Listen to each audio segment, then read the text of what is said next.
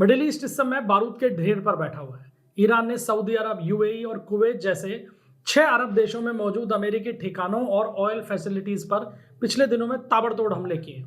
दुनिया का 20% तेल जिस हॉर्मुज स्ट्रेट से गुजरता है उसे ब्लॉक कर रखा है। लेकिन सबसे बड़ा सवाल यह है कि आखिर ये मुस्लिम देश आपस में लड़ क्यों रहे हैं?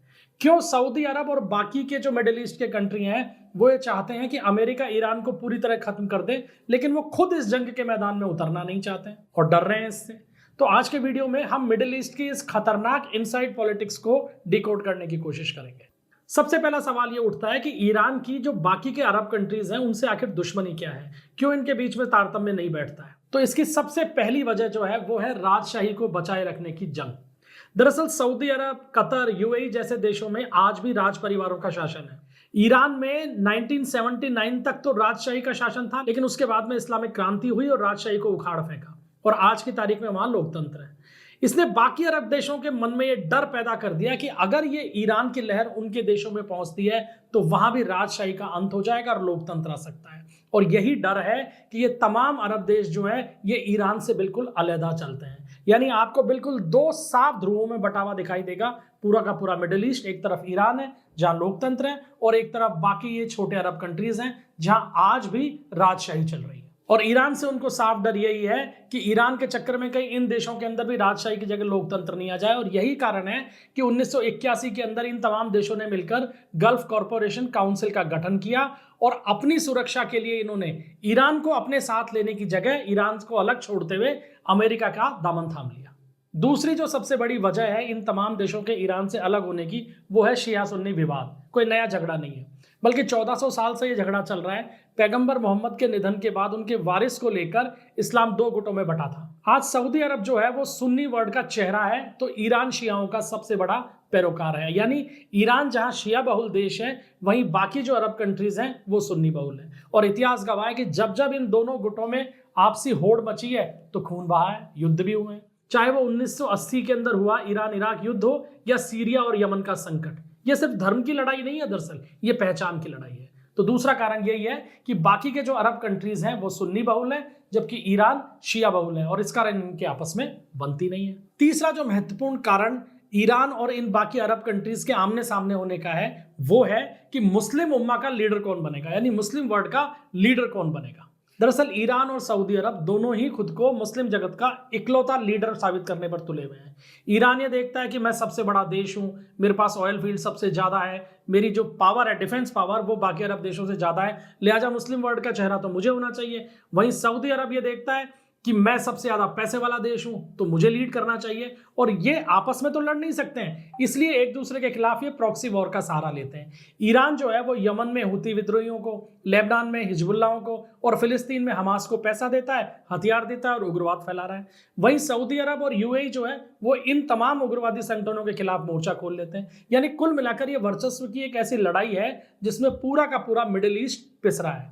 तो ये तो वो कारण थे कि ईरान और इन बाकी के जो अरब कंट्रीज हैं ये आमने सामने क्यों हैं, इनमें सामंजस्य क्यों नहीं है। अब सबसे महत्वपूर्ण मुद्दे के ऊपर आते हैं कि अरब के जो तमाम देश हैं ये तो चाहते हैं कि अमेरिका ईरान को पूरी तरीके से खत्म कर दे या पावरलेस कर दे, लेकिन ये खुद इस युद्ध के अंदर क्यों नहीं पलट के वार कर रहे हैं।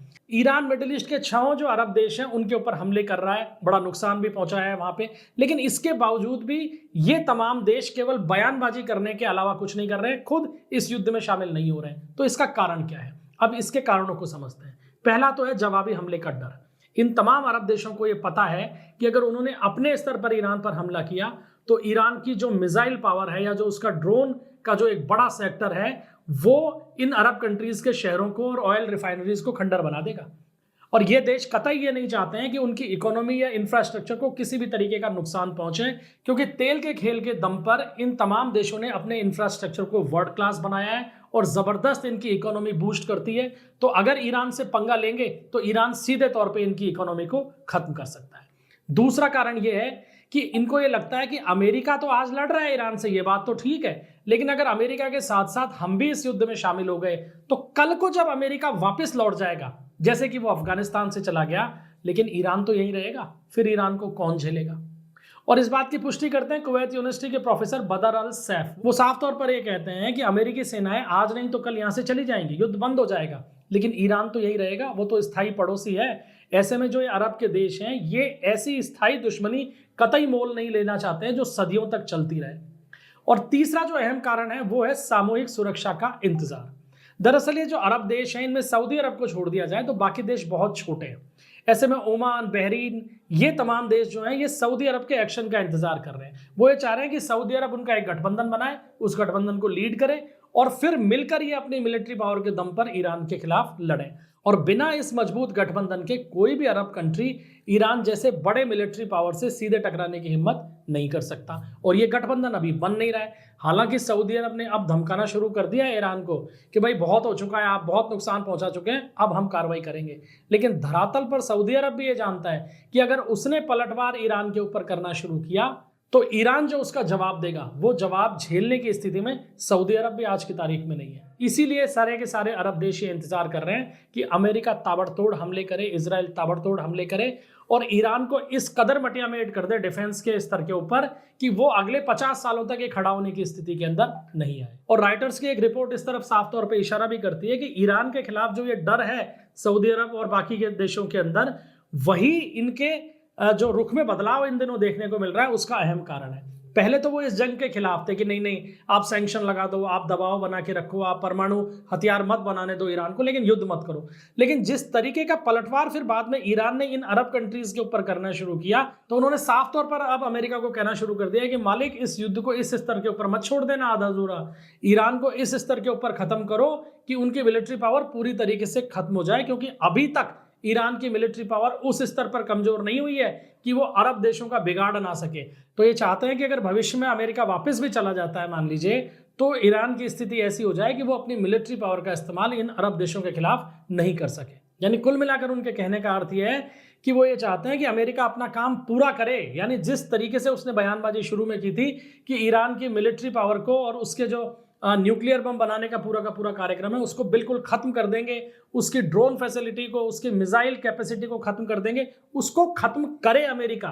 यानी केवल बयानों तक सीमित नहीं रहे, क्योंकि ये तमाम ये देश जानते हैं कि अमेरिका के जाने के बाद में भी ईरान के निशाने के ऊपर ये अरब देश रहने वाले हैं। तो ये खुद के डर को मिटाने के लिए अब ये चाहते हैं कि अमेरिका ईरान की पावर को मिटा दे। तो कुल मिलाकर असलियत ये है कि मिडिल ईस्ट की जो ये जंग है ये केवल मिसाइल और ड्रोन की जंग नहीं है, बल्कि ये एक नया मिडिल ईस्ट बनाने की जद्दोजहद है। अरब देश एक तरफ अपनी चमकती हुई इकोनॉमी को बचाना चाहते हैं और दूसरी तरफ वो ईरान के बढ़ते हुए साये को भी खत्म करना चाहते हैं। इतिहास गवाह है कि जब बड़े देश अपनी जमीन पर दूसरों की जंग लड़ते हैं तो कीमत वहां की जनता को तो चुकानी ही पड़ती है। अब आपको क्या लगता है, अरब देशों का अमेरिका पर भरोसा करना कितना सही है, या फिर मुस्लिम देशों को अपने विवाद खुद सुलझाने चाहिए? अपनी राय कमेंट बॉक्स में जरूर दीजिएगा। अगर ये एनालिसिस पसंद आई हो तो वीडियो को लाइक करें और चैनल को सब्सक्राइब करना ना भूलें। भविष्य में किसी और सब्जेक्ट को लेकर आपके सामने हाजिर होंगे, तब तक के लिए इजाजत दीजिए। जय हिंद, जय भारत।